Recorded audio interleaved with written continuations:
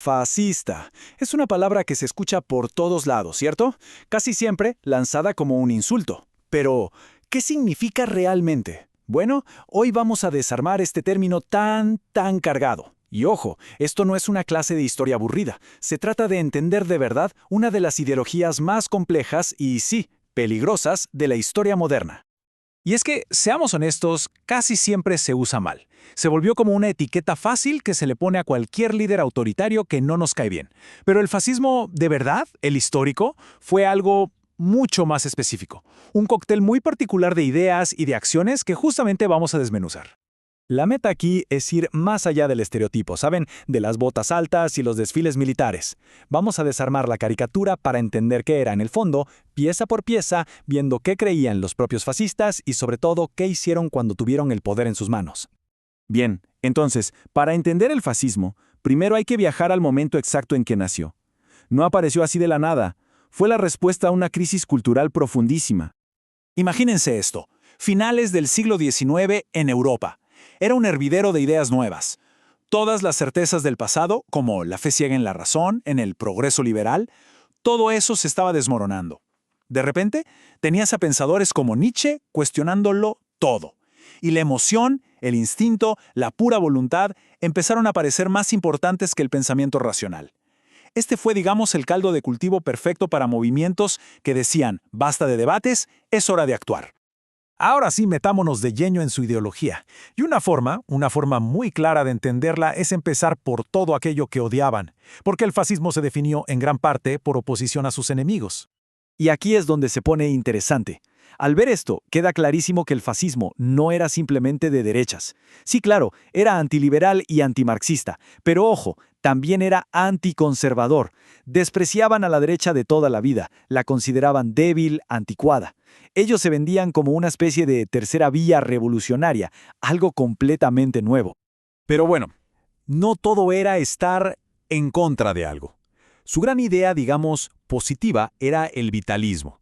Y esto es clave, ¿eh? Para ellos, la acción era infinitamente más importante que el pensamiento. Lo que celebraban era la energía, la voluntad, la lucha constante. Esos eran los valores supremos. Creían que una nación fuerte era una que vivía en conflicto permanente, siempre luchando. Y esta frase de Mussolini, lo resume todo a la perfección. Si la nación es un organismo que lucha sin parar, el Estado es el cerebro que lo dirige todo. En el fascismo, el individuo no importa, para nada. Lo único que cuenta es la comunidad nacional, y esa comunidad se manifiesta a través de un Estado totalitario. Su lema lo decía todo. Todo dentro del Estado, nada fuera del Estado, nada contra el Estado. Ok, dejemos la teoría y pasemos a la práctica. Porque una cosa es tener una ideología y otra muy distinta es tomar el poder. Y en eso, hay que decirlo, los métodos fascistas fueron brutalmente efectivos. Este era básicamente su manual de instrucciones para tomar el poder. Y no se trataba solo de ganar elecciones. Primero, crear milicias, grupos de choque para aterrorizar a sus oponentes en la calle.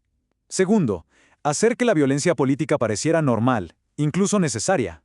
Y tercero, mezclar todo eso con una propaganda masiva, una que le hablaba directo al miedo y al orgullo nacional. Y claro, todo girando alrededor de un líder carismático, presentado como un ser casi infalible. ¿Y en la economía qué? Bueno, aquí se inventaron algo llamado corporativismo. En teoría, sonaba como una tercera vía, ¿no? Ni capitalismo ni comunismo. La idea era simple. En vez de la lucha de clases, el Estado iba a obligar a trabajadores y empresarios a colaborar juntos en corporaciones, todo por el bien de la nación. Pero en la vida real esto significó una sola cosa: el fin de los sindicatos libres y el control absoluto del Estado sobre cada rincón de la economía. Entonces, ¿quiénes apoyaban todo esto? Hay un mito por ahí que dice que el fascismo era un movimiento de perdedores. Pero los datos, como los que vemos en esta gráfica, derrumban ese mito por completo. Fíjense bien, en la Alemania nazi, los llamados trabajadores de cuello blanco, empleados de oficina, funcionarios, estaban muchísimo más representados en el partido nazi que en la población general. No eran los marginados. Muchas veces era gente con cierto estatus que tenía pánico de perderlo. Y ahora llegamos a un punto importantísimo que muchas veces se pasa por alto. Es un error meter a todo el fascismo en la misma bolsa. Porque el fascismo de Mussolini en Italia y el nazismo de Hitler en Alemania sí se parecían, pero tenían diferencias fundamentales. De hecho, para que se den una idea, al principio la relación entre ellos era malísima. Mussolini veía a los nazis como una imitación bárbara y torpe de su propia revolución. Le preocupaba muchísimo la ambición de Hitler y tenía miedo de que Alemania quisiera expandirse hacia el sur. Esa famosa alianza fascista tardó bastante en cocinarse. Y para que vean hasta dónde llegaba esa rivalidad, aquí va un dato que es increíble. Durante una crisis diplomática en el 34, la propaganda italiana llegó a describir públicamente a los nazis con un insulto durísimo. Esto nos da una pequeña muestra de la desconfianza tan profunda que había entre ellos al principio. Y aquí está la diferencia clave, el punto más importante de todo este análisis. Para Mussolini, el centro del universo era el Estado. La nación era un concepto político, cultural. Para Hitler, en cambio, el centro de todo era la raza. La nación era algo biológico.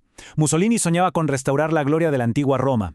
Hitler quería crear un nombre nuevo a través de la pureza racial. Y por eso el enemigo principal de Mussolini era una idea, el comunismo, el liberalismo. Pero el enemigo de Hitler era un pueblo entero, los judíos. Entender esto es crucial. Bueno, hemos recorrido bastante. Pero a ver, ¿por qué importa todo esto hoy en día? Pues porque si entendemos sus ingredientes, podemos empezar a reconocer cuando sus ecos, sus ideas, reaparecen en nuestro tiempo. Aquí tenemos una especie de lista de verificación. Cuando vemos una combinación de estas características, un nacionalismo extremo, el culto a un líder, el uso de la violencia política, el desprecio por la democracia y ese discurso de lucha constante, bueno, ahí podemos decir que estamos frente a algo que comparte el ADN del fascismo histórico. Y es fundamental recordar que esto no fue solo un asunto de Italia y Alemania, Movimientos muy parecidos surgieron por toda Europa. Pensemos en la Guardia de Hierro en Rumanía o la Falange en España. Cada uno adaptó la ideología a su propia cultura, lo que demuestra que el fascismo no es un molde único, sino un conjunto de ideas bastante adaptable.